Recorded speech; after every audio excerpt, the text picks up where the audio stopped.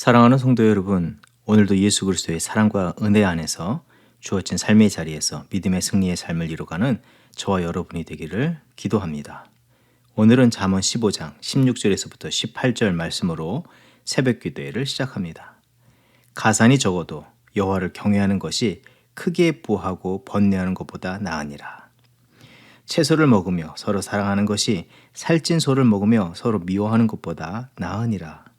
분을 쉽게 내는 자는 다툼을 일으켜도 노하기를 더디하는 자는 시비를 그치게 하느니라. 아멘. 갈보리산 위에서 우리를 위하여 사랑의 보혈을 뿌려 죄로 병든 심령과 육신을 구원해 내어 주신 주 하나님의 크신 사랑을 이 아침 찬양합니다. 오늘을 살아가는 동안 무엇보다도 우리 자신과 모든 믿는 자들이 세상의 그 어떤 값으로도 비교할 수 없는 주의 보혈로 구원받은 존귀한 자인 것을 기억하게 하시고 그 거룩한 가치를 따라 살아가게 하옵소서.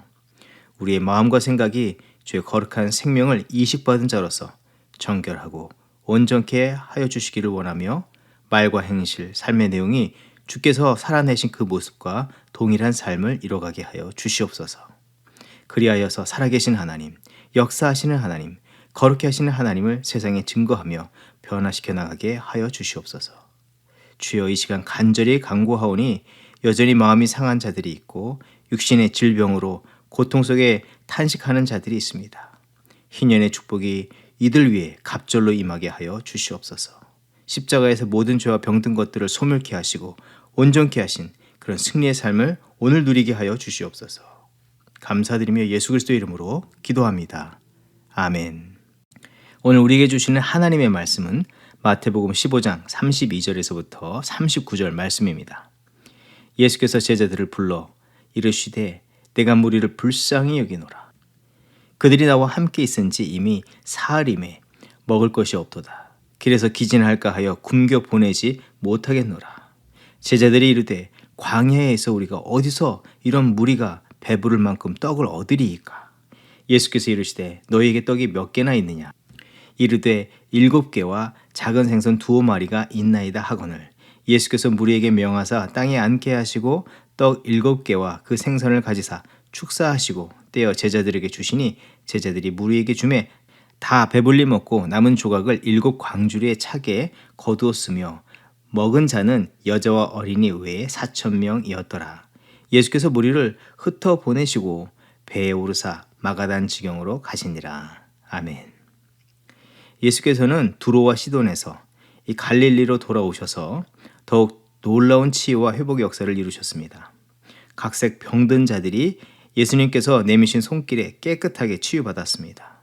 주께서는 병든 60뿐만 아니라 영적으로, 감정적으로, 정서적으로 그들을 자유케 하여 주시고 위로하여 주시고 보호하여 주셨습니다. 이때 주님의 마음은 어떠하셨냐면 오늘 본문에서 말씀하신 바와 같이 32절의 말씀 내가 무리를 불쌍히 여기노라 말씀하여 주셨는데 주께서 불쌍하다고 하신 이 말의 의미는 단지 그들의 처지가 가련하다, 안 됐다는 제3자의 입장에서 표현하신 것이 아닙니다. 여기서 불쌍하다는 표현은 헬라어 스플랑코니조마이라는 단어인데 그 어원은 스플랑크논으로서 창자가 뒤틀리는 이 끊어질 듯한 애통함을 의미하는 표현입니다. 앞서 우리가 묵상한 절대적인 절망에 쌓여 있던 귀신 들린 딸을 둔 가나안 여인이 그 딸이 낫기를 간절히 바라는 그런 마음과 같은 마음이라 할 수 있습니다. 그런데 지금 상황상 주님이 이 단장, 이 장이 끊어질 듯한 비통한 감정을 느끼실 만한 상태였는가 하는 것입니다. 생각해보면 그렇지 않다 할 수도 있습니다. 30절과 31절에서 수많은 무리를 고쳐주시니 놀랍게 여기면서 이스라엘의 하나님께 영광을 돌리는 그런 상황이었습니다. 그런가 하면 예수님을 찾아온 병자들이나 그들을 맞는 제자들에게는 기쁨과 환희와 이 기대에 찬 상태였습니다. 특별히 제자들에게는 스승인 예수를 모신 것으로 인해서 덩달아 기대와 관심을 많이 받고 있는 상태였습니다. 그 어느 곳에서도 주님이 장이 끊어질 듯한 비통한 마음을 가지신 그런 만한 상태가 아니었다는 것입니다. 하지만 주님은 그 순간에 비통함이 가득하셨다는 사실을 말해주고 있습니다. 이것은 무엇을 의미합니까? 이것이야말로 하나님께서 아담의 범죄 아래 살아가는 모든 인생의 실존을 바로 바라보는 이 시각과 마음에서 오는 비통함이라 할 수 있는 것입니다. 근본적인 이 죄의 문제를 해결하지 않고서는 이 비통함과 절망에서 벗어날 수 없는 그 분명한 현실에 주님은 애가 끓고 안타까워하고 계신 것입니다. 여러분, 참된 아픔과 슬픔이 무엇인지를 아는 자만이 그 아픔의 깊이를 알고 함께 울 수 있고, 그 아픔을 자신의 것으로 품는 자만이 연약함에 놓인 자를 깊이 사랑하고 위로할 수 있는 것입니다. 그들의 아픔을 동감하며 그들의 이야기를 궁일한 마음과 겸손한 자세로 경청해 줄 수 있고, 또한 그들을 위해서 자신의 희생을 감수하고서라도 해결점을 찾으려고 힘쓸 수 있는 것입니다. 그 예를 찾는다면 우리는 앞서 살펴본 이 귀신 들린 딸을 둔 가나안 여인이 그러했음을 알 수 있습니다. 귀신 들려서 볼품없는 딸이지만 어미가 자녀를 참된 마음, 이 사랑으로 끌어안았기에 딸 때문에 모진 말을 듣고 멸시를 당하지만 그 치유를 위해서 자기를 다 포기하였다는 것입니다. 그러고 보면 우리의 삶의 자리에서 보편적으로 모든 어머님들이, 이 부모님들이 우리에게 그런 사랑을 베풀어 주셨다는 것을 알 수 있습니다. 한국 유명 남성 가수 그룹인 G.O.D가 부른 어머니께라는 노래가 있습니다. 이런 가사의 노래입니다. 라면 먹기가 지겨워서 좀 맛있는 것 먹자고 어머니께 대들었더니 마지못해서 꺼내신 비상금으로 짜장면을 사주셨는데, 왠지 어머니는 드시지 않고 하시는 말씀이 짜장면이 싫다고 말씀하셨다는 것입니다. 또 중학교 때 친구들과 도시락을 함께 먹는데 잘 사오는 친구가 넌 반찬이 뭐 그러냐고 화를 내서 그만 그 친구랑 싸우게 되었는데, 그 일로 어머니는 학교에 불려오셨는데 어머니는 다시는 이런 일이 없을 것이라고 비셨고, 또 그 녀석 어머니께, 우리 어머니께서 고개를 숙여 비셨다는 그런 내용입니다. 우리는 육신의 어머님으로부터, 또 무엇보다도 십자가에서 참된 사랑으로 우리를 품으신 주께로부터 그와 같은 사랑과 은혜를 힘입은 자입니다. 그러하기 때문에 우리는 그 사랑과 닮은 모습으로 살아가는 자가 되어야 합니다. 가정에서, 사회에서, 교회에서 그런 애통하는 마음을 가지고 연약한 자들을 품는 그런 성도와 교회가 되어야 한다는 것입니다. 오늘 본문은 우리가 익히 잘 아는 오병이어와 거의 비슷한 이 칠병이어의 이적을 담은 본문을 우리가 묵상하고 있습니다. 사랑하는 성도 여러분, 성경에서 반복해서 말하는 것은 매우 중요하기에 강조해서 말하는 것입니다. 오늘 본문도 그런 측면이라 볼 수 있습니다. 특별히 이 칠병이어의 이적은 유대민족만 아니라 이방과 열방의 모든 민족을 향한 하나님의 먹이심, 위로하심, 소망이 되심을 말해주는 말씀이 되는 것입니다. 그러나 지금 나타내시는 놀라운 이 이적의 역사는 주님은 그와 같은 능력을 언제나 어디서나 똑같이 나타내실 수 있다는 것이거나, 또 확장하여서 모든 민족에게 역사를 나타내시고 결과적으로 오병이어의 기적보다 칠병이어가 더 풍성하게 결과를 남겼다는 것을 말하려고 하는 것이기보다 다음과 같은 의미를 전해주고 있다 할 수 있습니다. 지금 이 이적을 행하신 시점은 15장의 마지막, 유대의 전통을 고집하고 그 정결의 전통으로 예수를 결박하고 주의 역사를 방해하려는 가운데 결론적으로 나타내신 이적인 것을 생각해 보면 32절의 말씀, 주님이 그들과 함께 계시고 치유 역사를, 위로의 역사를, 생명의 역사를 이뤄 가시지만 거룩한 사명을 부여받았던 바리새인과 서기관들이 굳어진 마음과 태도로 의해서 주의 백성들뿐만 아니라 이방의 모든 백성들도 정죄당하고 배척당하고 절망으로 몰려가는 상황이라는 것입니다. 이들이 계속해서 이와 같이 행동하기 때문에 과거로부터 이스라엘 백성을 통해서 이뤄가기를 원하셨던 열방을 주의 백성 삼는 일은 이룰 수 없는 일이 되어버리기에 주께서는 안타까워하고 계시다는 것입니다. 그래서 이 시점에 주께서는 다시 새로운 하늘의 양식으로 먹이시고 위로하고 새롭게 하시는 일들을 보여주시면서 새롭게 부름받은 제자들과 제자 공동체를 통해서, 곧 오늘날 말하면 교회를 통해서 이 역사를 이루게 하시기를 원하심을 나타내 보여주고 계시는 것입니다. 하지만 문제는 제자들과 제자 공동체의 실상의 모습은 어떠하였냐 하는 것입니다. 그 가나안 여인의 마음도 아니고 예수님께서 품으셨던 그 창자가 끊어질 듯한 마음이 아니라 33절의 말씀, 제자들이 이르되 광야에 있어 우리가 어디서 이런 무리가 배부를 만큼 떡을 얻으리이까. 조금도 주님의 마음을 담아내지도 그 무리를 향한 불쌍한 마음은 일도 없이, 하나도 없이 계산적으로, 기계적으로 대응하고 있다는 것입니다. 주님 지금 보십시오. 그것은 불가합니다. 아마도 계산이 빨랐던 세리 마태였는지 아니면 가룟 유다였는지 모르겠습니다. 그러면서 하는 말들은 뭐 이런 것까지 우리가 책임져 줘야 하겠습니까? 지금 베푸신 은혜가 얼마나 큰데. 바리새인과 서기관과 같은 자세는 아닐지 모르겠지만 그들의 교만하고 또 자기중심적인 판단으로 행하는 것은 여지없이 동일한 모습이라 할 수 있는 것입니다. 주님이 쏟아놓으신 그 탄식, 그 애통함, 그 고통하시는 마음과는 같지 않았습니다. 주님께서 그렇게 탄식하셨다면 주님 무엇 때문에 아파하십니까? 저희가 이제 어떻게 하는 것이 좋겠습니까? 그러면서 주님의 마음을 헤아려 보려 한다든지 겸손히 주의 뜻을 묻고 드리려 하여야 하지 않겠습니까? 아니 적어도 지난번 오병이어의 사건을 떠올려서 자신들이 가지고 있는 작은 것이라도 먼저 가지고 가서 그 불쌍한 백성들을 먹이려고 시도라도 해봐야 하지 않겠습니까? 얼마나 제자들이 똑똑한지 머리로만 판단할 줄은 알았던 것 같습니다. 그리고 얼마나 일 중심이었고 결과 중심이었는지 모르겠습니다. 오늘 이 말씀을 통해서 우리가 한 가지 품어야 할 바른 믿음과 믿음의 자세는 무엇이 되겠습니까?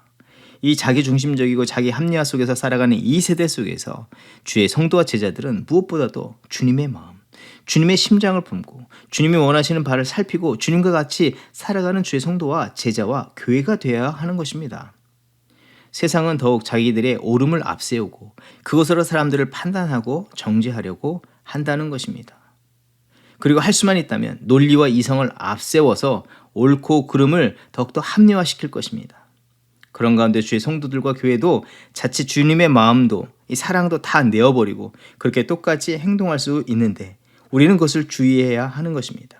성도인 우리가 주님의 마음을 품지 못하면 성도는 결국 병들 것이고 주께서 부르고 세우신 교회는 그 사명을 온전히 감당하지 못할 것입니다. 새로운 희년을 맞은 우리들이 이제 품어야 할 마음은 무엇이겠습니까? 전도서 7장 16절의 말씀. 지나치게 의인이 되지도 말며 지나치게 지혜자도 되지 말라. 어찌하여 스스로 패망하게 하겠느냐는 이 말씀이 있는데 주님은 주님의 말씀으로 판단하고 분석하고 이를 완벽히 해내는 그런 사람들보다 주님의 마음을 공감하는 자, 주님의 마음을 본받고 담고 주의 기뻐하시는 일에 부족하지만 한 걸음이라도 동행하는 자를 기뻐하시는 것입니다. 그들을 더 옳다 하시고 그런 자들을 통해서 하나님의 나라, 이 새로운 역사를 이루어 가시는 것입니다. 그러하기에 오늘 우리는 주어진 삶에서 모든 것을 바라볼 때 주님께서 불쌍히 여기시는 그 마음, 창자가 끊어질 듯한 그 마음으로 모든 것들을 바라보며 특별히 우리의 가정, 우리의 이웃, 교회를 바라보며 주님의 마음으로 그들을 위로하고 품는 우리들의 삶이 되어야 할 줄 믿습니다. 오늘도 그런 삶을 통해서 하나님의 뜻을 이뤄가는 또 하나님께 기쁨이 되는 참된 믿음의 백성의 삶을 이루는 저와 여러분의 삶이 되기를 주의 이름으로 축원드립니다. 기도하겠습니다.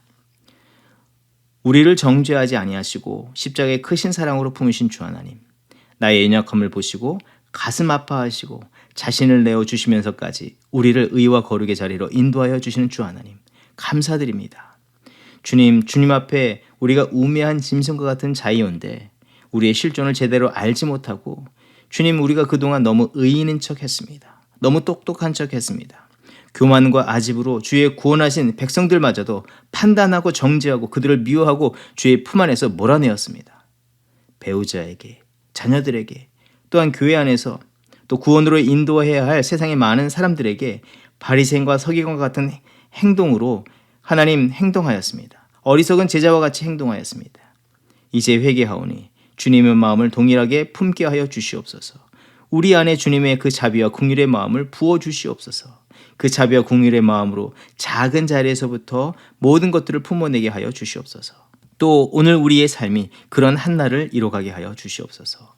감사드리며 예수님의 이름으로 기도합니다. 아멘. 이 시간 중보기도의 제목을 나누며 기도의 자리로 나갑니다. 먼저는 코로나 시대와 또 이 시대 이후에 급변하는 세상에서 교회 사역의 새 판짜기에 임하는 당회와 목회팀, 온 교회 성도들을 위해서 기도합니다. 하나님 바라시고 원하시는 뜻을 분별하고 그것을 마음에 품고 새로운 변화를 위해서 온 교회의 모든 세대가 열린 마음과 자세로 믿음과 결단, 상호 배려의 사랑으로 하나님의 비전을 향해서 전진해 나가게 하옵소서. 소그룹 사역의 새 판짜기를 위해서 기도할 때 온 교회가 기도의 동역자, 사랑과 위로자가 되어서 서로를 섬기고 이렇게 세워지는 소그룹 활동이 힘차게 일어나게 하옵소서. 모든 선교회와 각 소그룹의 말씀과 기도를 통해서 성령의 역사를 경험하게 하옵소서. 각 선교회 리더들과 목회팀 당회의 지혜를 주셔서 각 연령층에 적합한 소그룹 사역을 세워가게 하옵소서. 환우들과 연로하신 부모님 세대를 위해서 기도합니다. 절망과 고통, 두려움과 낙심에 갇힌 환우들을 긍휼히 여겨주시고 십자가의 보혈로 모든 연약한 자리에서 그들이 치유받고 일어서게 하여 주시옵소서. 에스골 골짜기 마른 뼈가 되살아나는 이적의 역사와 같이 주를 믿는 또 주를 신뢰하는 주의 백성들을 위해 동일한 생명의 역사들을 나타내어 주시옵소서. 병약한 육신뿐만 아니라 영혼의 새로운 생기의 바람을 불어 넣어 주시며 연약한 자리를 속히 털고 일어나 주의 기뻐하시는 삶을 이루어가게 하여 주시옵소서.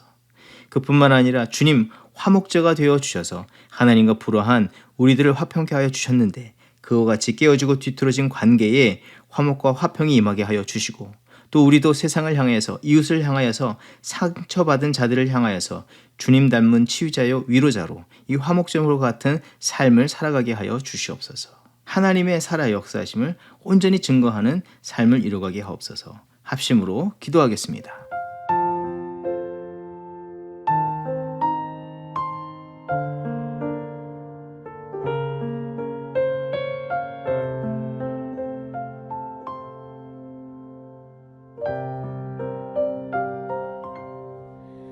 갈보리 산 위에 십자가 섰으니 주가 고난을 당한 표라. 험한 십자가를 내가 사랑함은 주가 보혈을 흘림이라. 험한 십자가에 주가 흘린 피를 믿는 마음으로 바라보니 나를 용서하고 내 죄 사하시려 주가 흘리신 보혈이라.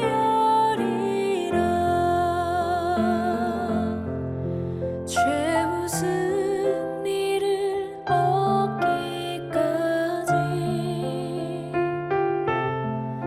주의 십자가 사랑하리.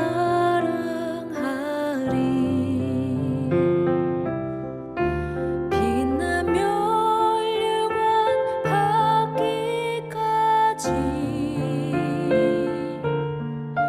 험한 십자가 붙들겠네.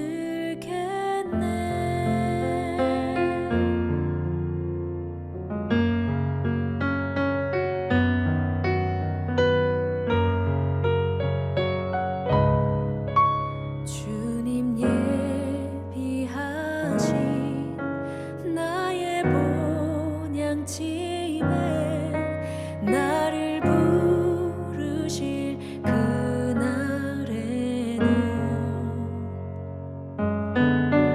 영광 중에 계신 우리 주와 함께 내가 죽도록 충성하리. 최후 승리를 얻기까지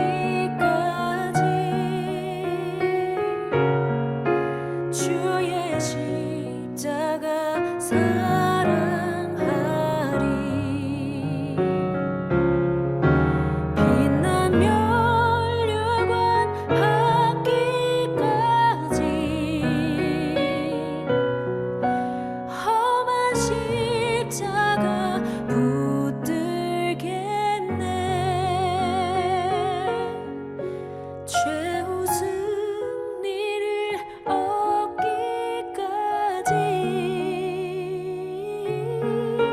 주의 십자가 사랑하리.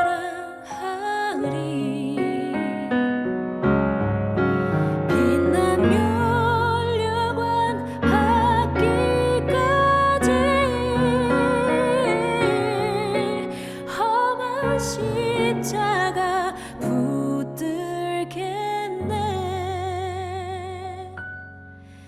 빛난 멸류관 받기까지 험한 십자가 붙들겠네.